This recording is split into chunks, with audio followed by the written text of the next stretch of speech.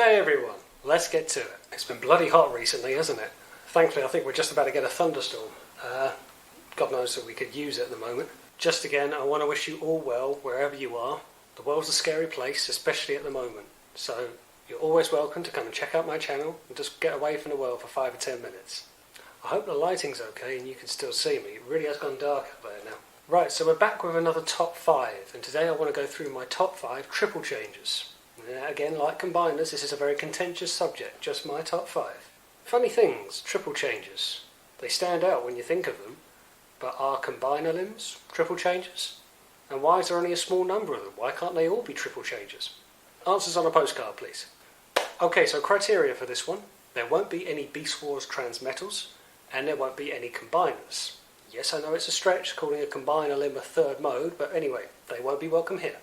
So, let's have at it. Number 5. Sandstorm.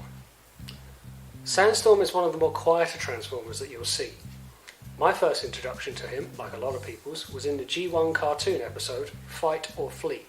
This really was a spotlight episode for Sandstorm, and showed how he got away from Cybertron, in a sense, and what his alt modes can do.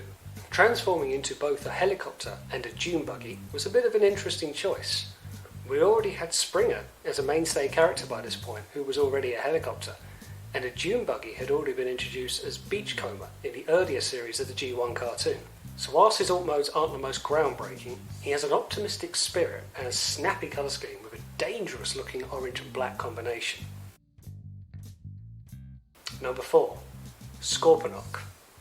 Okay, I know this one's a bit cheeky, he's more of a Titan than a triple changer, but when you compare him to the other Titan classes, he's the only one that has 3 distinctly different modes, not just a base that flies. But regardless of what continuity you follow, Scorponok has always had a prominent role.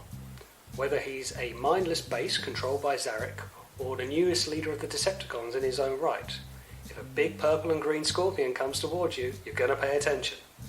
I just love his claws for hands. Whilst it looks really impractical for him holding a weapon, it doesn't exactly look like he needs one. And here comes the storm.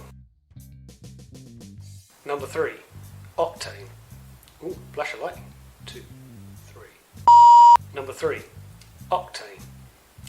Now Octane is normally a favourite with most Transformers fans. Since his introduction he's always had a bit of a conflict of interest as to what side he's on. A bit of a modern day Thundercracker, if you will. Transforming into much as his name suggests, into a jumbo jet and an oil tanker, Octane is considered more of a fueler of the Decepticon ranks. Whilst the cartoon and the comics have depicted Octane more as an emotionally caring Decepticon, his character bio written for the toy line has him much more Decepticon worthy. I consult my book for this. He who has the fuel has power. A greedy, mean-spirited bully. Much more Decepticon. That all being said, his alt modes are both impressive. Neither have really been explored much before or since. But for me it's his caring nature that the likes of a Starscream would absolutely thrive upon manipulating that really sticks with me. Number 2. Blitzwing. Blitzwing is one of the few Transformers to really go the distance. He was just too useful an asset for the Decepticons to just be killed off. Introduced in the second series of the G1 cartoon, right up to the end, and then reintroduced into the standalone Bumblebee film. Do not get me started on Blitzwing in the Bumblebee film. His jet-tank combination has been one for the Autobots to fear for some time. I always love that he's a warrior through and through. Who else could be a jet fighter, and a tank, and have a gun, and have a sword? He's not really listed as having great intelligence though, much to the Autobots' relief. But he's always stood the test of time, and they keep finding new ways to reintroduce him into the franchise. Carry on, I say. Number 1.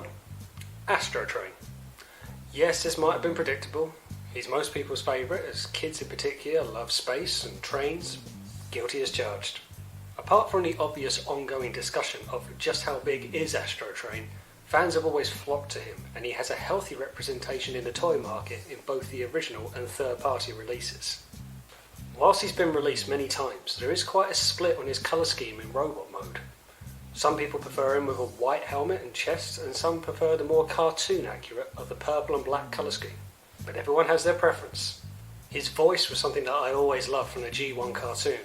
He always had this kind of space Tannoy vibe, which I still read out in my head when I read him speaking in the comics. Much like Blitzwing, Astrotrain has stood the test of time, and he's recently got the briefest of debuts on Netflix, so I'm sure we'll see him again soon. Coming up with new triple changes is hard. I mean, how can you invent a new triple changer that transforms into two things we haven't seen before? I'm not saying it won't happen, I just don't think we'll see a new one anytime soon. And there you have it. That's my top 5 triple changes. What's yours? Leave a comment in the video and let me know. But that's all for today. Thanks for watching. Don't forget to like, share and subscribe. And I'll see you on the next one.